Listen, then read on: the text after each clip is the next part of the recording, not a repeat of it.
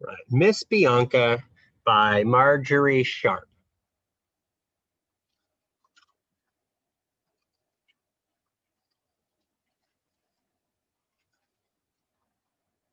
With illustrations by Garth Williams.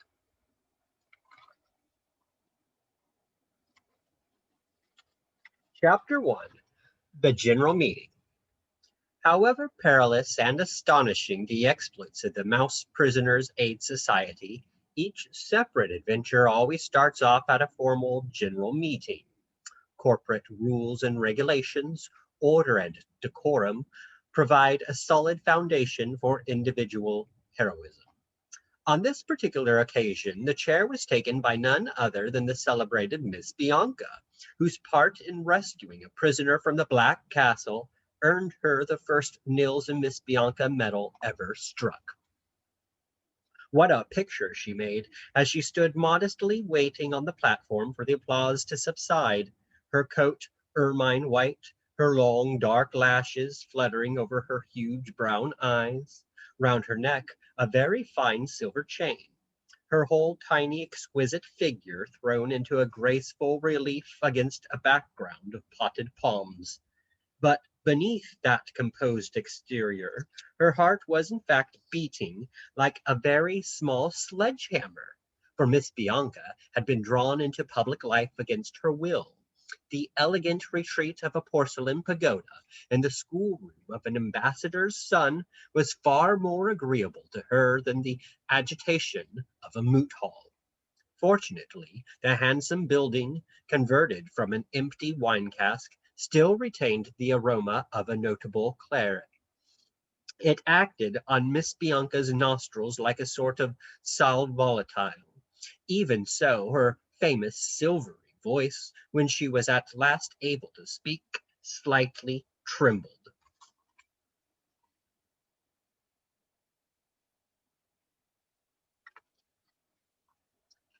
And now, said Miss Bianca, consulting her notes, we come to the main item on the agenda.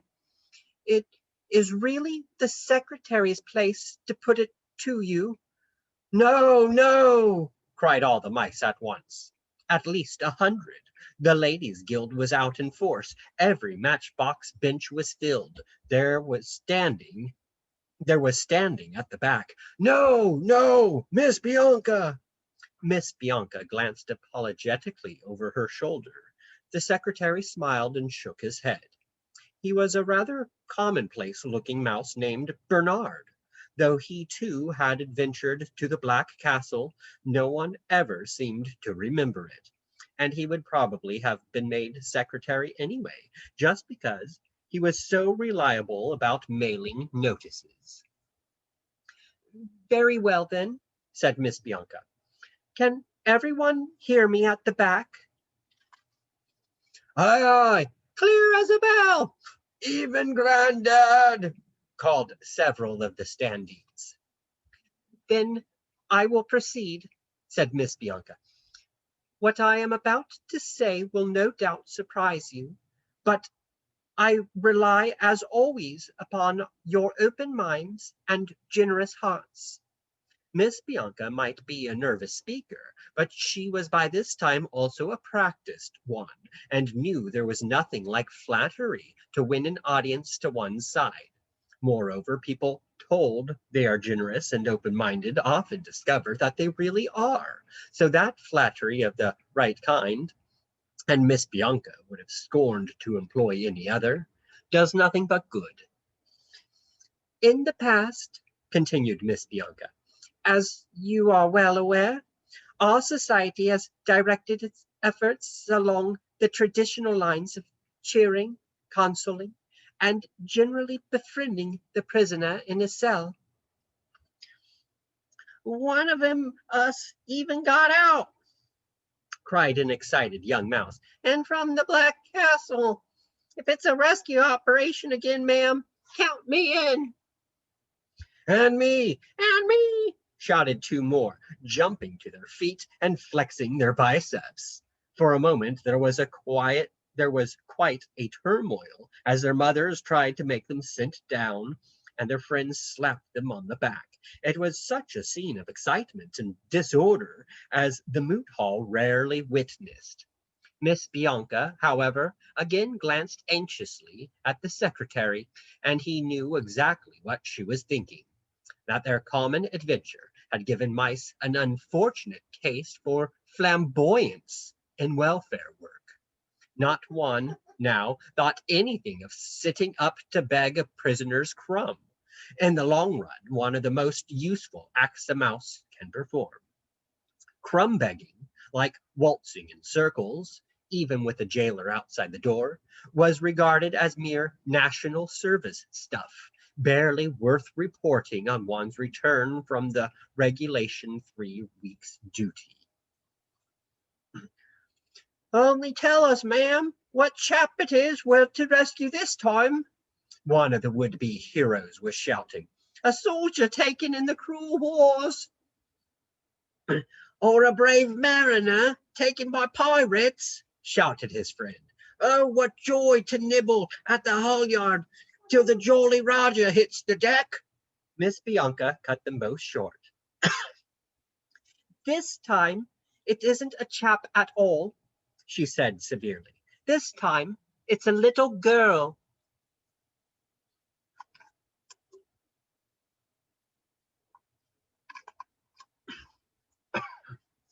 2. As she had only too rightly anticipated, the excitement dwindled and dissipated like the air from a pricked balloon. Quite apart from the general feeling of let down, mice have small use for little girls. Little girls are too fond of kittens. There was a sudden rumble in the hall as the audience shifted in its seats, of matchbox jarring against matchbox, of voices lowered to be sure, but definitely grumbling-ish. Miss Bianca saw that she must employ all of her eloquence. She did, dropping all note of severity, and just as sweetly, blandly, as if the grumbling had been applause. "The child's name," she proceeded, "is Patience. A pretty one, is it not? Reminding us also of that virtue which I'm sure every mother present, especially those with bold sons, needs to employ 20 times a day. Patience has no mother, however, nor father, nor indeed any relative in the world, and she is only 8 years old." This touching exordium was not without effect. All mice have such large families themselves, and are so used to counting aunts and uncles by the score, and first cousins by the hundred. They can imagine nothing worse than having no relations at all. A motherly-looking member of the Ladies' Guild began to sniff at once. "Poor little thing," she sniffed. "Are her eyes open yet?" "Only just wide enough," said Miss Bianca gravely, "to appreciate the full horror of her situation. For horrible it is, as I am sure you will agree, when I tell you that this unfortunate innocent has been kidnapped into the service of the Grand Duchess." 3. What a change again came over the moot hall. Instead of rumbling utter quiet, instead of grumbling, the tense silence of bated breath. For even the stern rulers of the state feared the Grand Duchess, so old and rich and tyrannical, so withdrawn from all eyes within her diamond palace. Humbler folk believed her to be a witch. The three would-be heroes' mothers absolutely pulled them down by the tail, not that they needed much pulling. "So, she's in the Diamond Palace, eh?" said a sour voice. "Indeed she is," said Miss Bianca, more brightly than she felt. "Within the very centre of our city. At least there will be no perilous journey to undertake first. So there was to the Black Castle. I don't suppose there's one of you here couldn't find your way to the palace blindfolded?"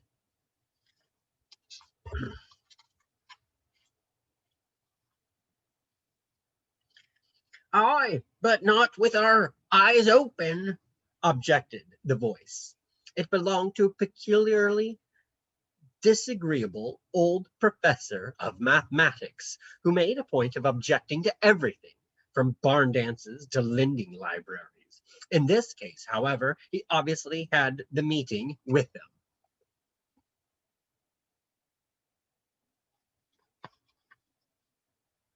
Miss Bianca looked urgently towards Bernard. It was just at such junctures as these that the secretary's stolid, matter-of-fact manner was most valuable. He at once rose and stumped to the platform's edge. Erected in 1775, and thus one of the country's most historic monuments, began Bernard, just like a guidebook. Of course, the Diamond Palace isn't actually built of diamonds. It's built of rock crystal. That is, there's nothing magic about it. It's just an ordinary rock crystal palace. As I suppose the Duchess is just an ordinary Duchess, sneered the professor. Born in 1883, agreed Bernard. Only D and sole issues of the late Grand Duke Diberis, therefore inheriting all his titles and properties. The Diamond Palace among them, also a certain hunting lodge. Never mind the hunting lodge, interrupted the professor. Does she ever open bazaars? Not that I know of, admitted Bernard. Or flower shows? Not that I've heard of, admitted Bernard. Then, of course, she isn't an ordinary duchess, snapped the professor. In my opinion, she's a witch. Undoubtedly, he had the meeting with him. Low mutterings of "hear, hear" rose from every side. This was particularly chagrining to Bernard, who had really done his best. However, Miss Bianca, as she swiftly advanced again, threw him a very kind look. Bernard noted it in his diary that night. Such I know to be the common view, said Miss Bianca smoothly, among the uneducated. This was, of course, a dreadfully shrewd hit at a professor of mathematics. To the educated view, the Grand Duchess is simply a cruel, cold-hearted, tyrannous old woman, which heaven knows is bad enough. Has anyone here read Jane Eyre? The question, however unexpected, was almost superfluous. Mice are great readers, as every librarian knows. A forest of hands shot up. Quite a shudder ran through the hall as half the assembly recalled poor Jane's various unmerited hardships, such as being made to stand on a high stool, also nothing but burnt porridge for breakfast. Several members of the Ladies' Guild in telepathic communication with each other, and Miss Bianca squeaked that it didn't ought to be allowed. I agree with you, said Miss Bianca gravely. Yet, what was the worst hardship of all? The deprivation of all affection, not to be kissed good night at the tender age of 8 is a deprivation indeed. At this point, many of the mothers present kissed their offspring, so to speak, on principle, and just in case of accidents. It was amid a general wiping of whiskers that Miss Bianca launched her boldest stroke.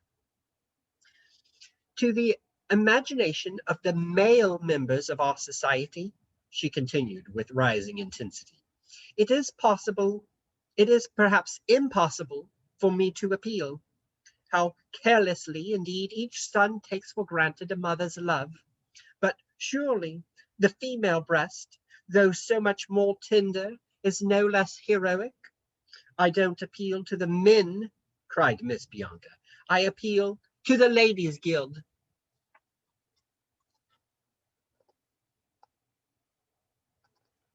4. Here was something new indeed. Hitherto, the Ladies' Guild had never done anything more exciting than provide supper. Its members listened all the more eagerly. Many of them stood up on the benches, pushing their husbands off in the process. If the adventure be too doubtful for our menfolk, went on Miss Bianca, more sweetly and persuasively than ever, May not we ladies undertake it? Of course, I wouldn't ask you to attack pirates or armed sentries. That would be quite beyond us. But the child Patience is under the surveillance only of ladies in waiting. Should you wish to hear my plan? Yes, yes, tell it quick, cried all the ladies' guild. First, then, we infiltrate into the Diamond Palace.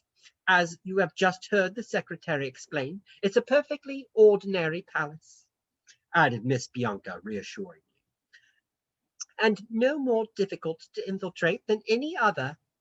Next, being a Next, being assembled under my leadership, if you will accept it. Yes, yes, cried the ladies' guild again. At a given signal, all rush squeaking forth. What will the ladies in waiting do then? Instantly, the full beauty of the plan was apparent. Jump on chairs, cried an excited voice. Some may, conceded Miss Bianca, but for the most part they will run. Anywhere, in all directions, flinging open every door before them. Certainly not one will have thought for the child, who may thus, in the general confusion and panic, easily make her escape. It will not be the case of see how we run, cried Miss Bianca, referring to one of the oldest mouse legends of all, that of the three blind mice. But see how they run.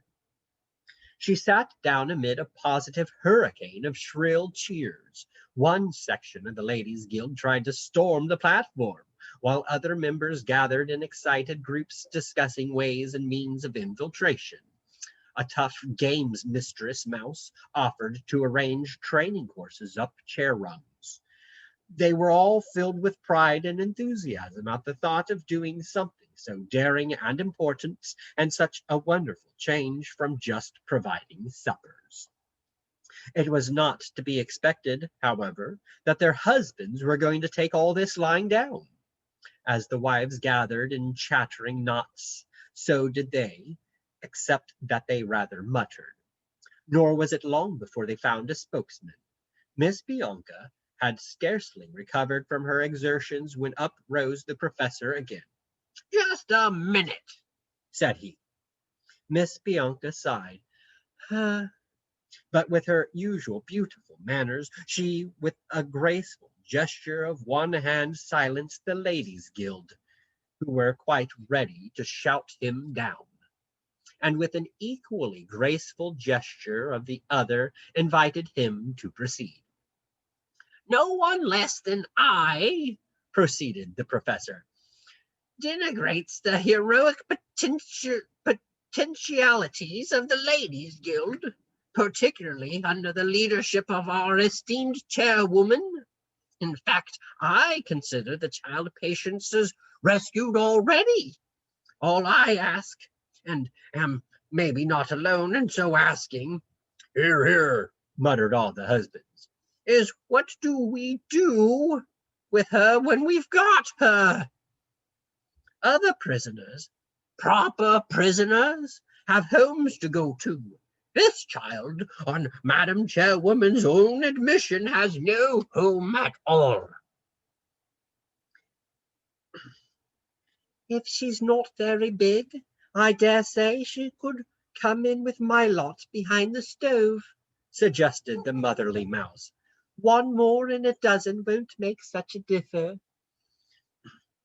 Don't forget she's going to grow, warned the professor. My word, what a size she'll be in a month or two's time, eating enough for a couple of hundred.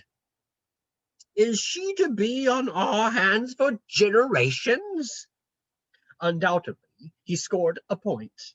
Mice have enough work to feed their own enormous families. Even the whiskers of the Ladies' Guild members began to droop as they recalled what a struggle Sunday dinner sometimes was. Loyal and devoted to Miss Bianca and the Prisoners' Aid Society, as they wanted to be, their whiskers undeniably drooped. Not for long. But, of course, all that's been arranged for, said Miss Bianca. She will go to the Happy Valley.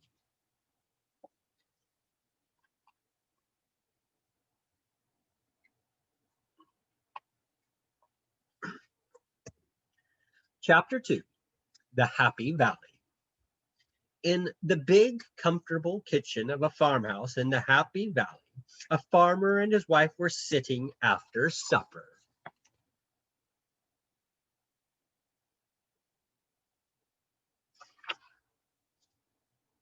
It was a lovely room. All the furniture was beautifully polished, and the floor strewn with fresh-cut, sweet-smelling rushes. In the window sill, a row of geraniums splashed big scarlet blossoms against the warm woolen curtain stuff, colored pale green with brown stripes. Two big lamps, one for the wife's mending basket, the other for her husband's newspaper, cast each a pool of soft amber light, while up on the ceiling little lesser gleams, reflected from the log fire, made ever-changing patterns as they chased the shadows. Nothing could have been more cozy and secure, or more pleasant and peaceful, but the woman sighed. "What ails you, wife?" asked her husband kindly. She tried her best to smile. "Only foolishness, husband. 'Tis only that when the flames play so over the ceiling, I remember our little lost one most. She called them, do you remember? The elves going to market." "You've two great boys still," said the farmer. "Which don't I well know and am thankful for," said his wife. "There's their supper waiting hot in the oven till they get home from the dancing. My big bad boys, handsome as their dad, out breaking hearts right and left. But I still miss our little daughter." "I no less," said the farmer, "bringing me my slippers." "So do the boys miss their merry little sister," said his wife. "What games they had together in the hay, and snowballing in winter, and cowslip gathering in the spring." "Aye, and going after nuts in autumn," said the farmer. "What care they took of her, too. I could trust her with them even paddling in the brook. Now there's the cowslips and the hazelnuts still, and two kind brothers still, but no little maid to find happiness in them." "She was happiest of all on my knee," said the farmer sadly, "or in your lap, wife." The little flames chased in and out among the rafters as though they were looking for someone, as though at a breath of wind or a sigh one of the geraniums in the window gently let fall a scattering of scarlet petals. "Do you know what I dreamed last night, husband?" said the woman softly. "Of a little girl child coming to our door, to be taken in and cherished." "Such dreams are only dreams," said the farmer. "It's best not to think of them. I've seen a mouse in the larder," he added, in a clumsy though well-meant effort to change the melancholy subject. "Give me a bit of bacon and I'll set a trap." "Not in my larder, you won't," said his wife. "Let nibble who needs," she quoted. "I'm sure we've enough and to spare." 2. Actually, the mouse in the larder was Miss Bianca. Here it is necessary to go back a bit.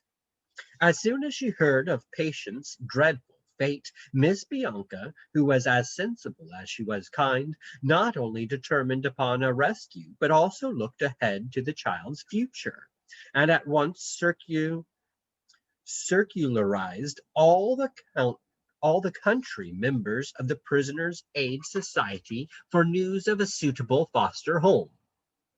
When a reply came in from the Happy Valley, she was delighted. It was the most beautiful part of the whole country. Farmland so rich, gleaners left a whole winter supply, for a mouse, in each furrow.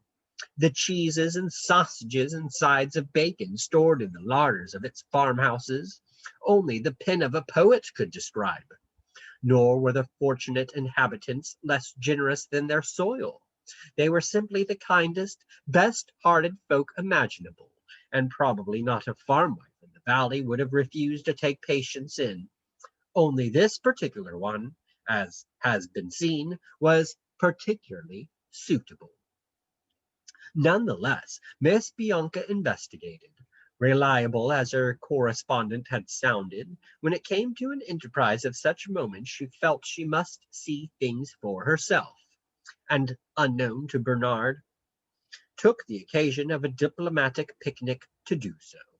The ambassador's car, slowing down at an awkward turning by the farmhouse gates, where a great oak tree took up half the road, more or less put her down at her destination.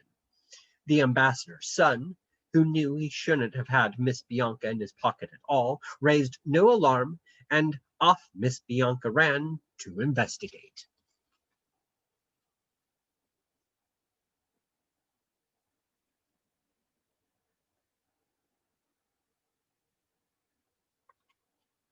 She always did things thoroughly. Before entering the house at all, first she looked into the cow byre, all sweet and wholesome, warm with the breath of clean, contented cows. "Pray pardon the intrusion," said Miss Bianca. "None needed, none needed." "Oh, none needed, none needed," mooed the clean, contented cows. Then she ran across the neat vegetable patch, noting a lavender bush at each corner, sure sign of a nice farm wife, and peeped into the dovecote. No dovecote is ever really quite tidy, owing to the habits of its occupants. Miss Bianca but paused on the threshold, and certainly didn't attempt the ladder leading to the first broad ledge behind the nesting boxes. But the plump rows of sleeping doves looked in their way just as contented as the cows. "This is evidently a very well-run farm indeed," thought Miss Bianca.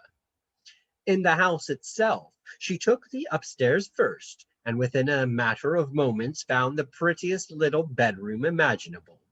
Its windows were hung with buttercup-patterned chintz. A quilt in the same gay design covered a child-sized bed.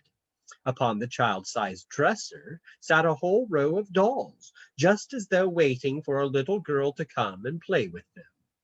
"Really quite ideal," thought Miss Bianca.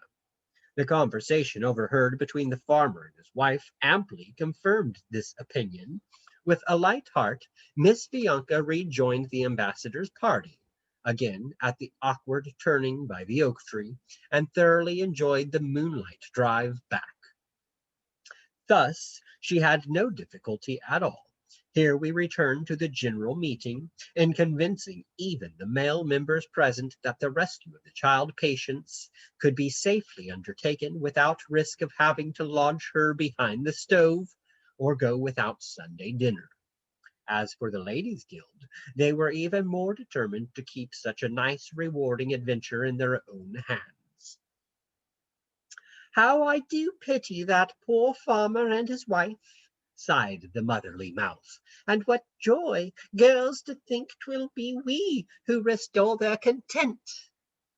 But as Bernard handed Miss Bianca from the platform, he gave her a very severe look. 3. "Might have been eaten by ferrets," said Bernard. "I didn't go anywhere near ferrets," said Miss Bianca. "I didn't go into any woodland at all, just round the farm." "Watchdogs, then," said Bernard gloomily. He was always more nervous for Miss Bianca than she was for herself. "They don't keep a watchdog, I'm happy to say," retorted Miss Bianca.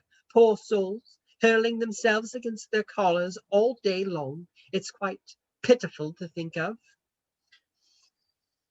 "I suppose if there had been a watchdog, you'd have wanted the Prisoners' Aid Society to rescue him," said Bernard grimly.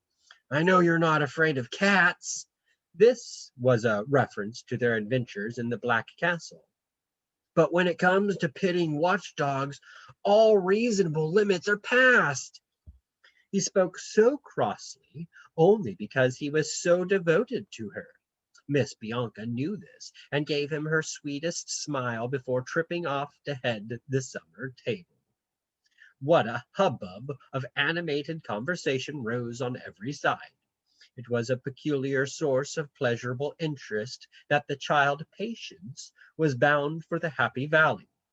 For though all present were city mice, nearly every family had country cousins. Some merely exchanged Christmas cards, others were on picnicking terms, but there was no one unacquainted, if only by hearsay, with the valley's delights. A winter's supply left for the gleaning in each furrow. And what a motto that was! Let nibble who needs. More than one mouse was heard to regret that his parents had put him into a bank instead of on a farm.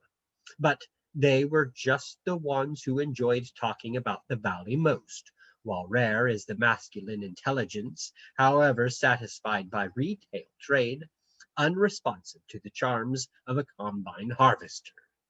The Ladies' Guild dwelt chiefly upon home-cured bacon and fresh cheese and sausages, not the shop sorts, also upon buttercup patterned curtains. The menfolk voices were louder, but just before coffee that of the game's mistress topped them all. Surveying the rows of empty dishes, so recently heaped with sardine tails and aspic and puffed wheat au fromage, let alone plain toast crumbs. "On a point of order, Madam Chairwoman," cried the game's mistress, "I suggested that upon the triumphal return of the Ladies' Guild from their heroic feats of rescue, it should be the male members of our society who provide supper." Of course, it wasn't a proper point of order, because the general meeting was already ended. Miss Bianca, bowing to the spirit of the occasion, none the less took a show of hands. By a narrow majority, the Ladies' Guild, as though in advance, proved triumphant. Poem by Miss Bianca, written that same night. How sad and lone sit farmer and his wife, how fond the thoughts of her who is no more, yet oh, what happiness awaits them both, greeting a new-found daughter at the door. M. B.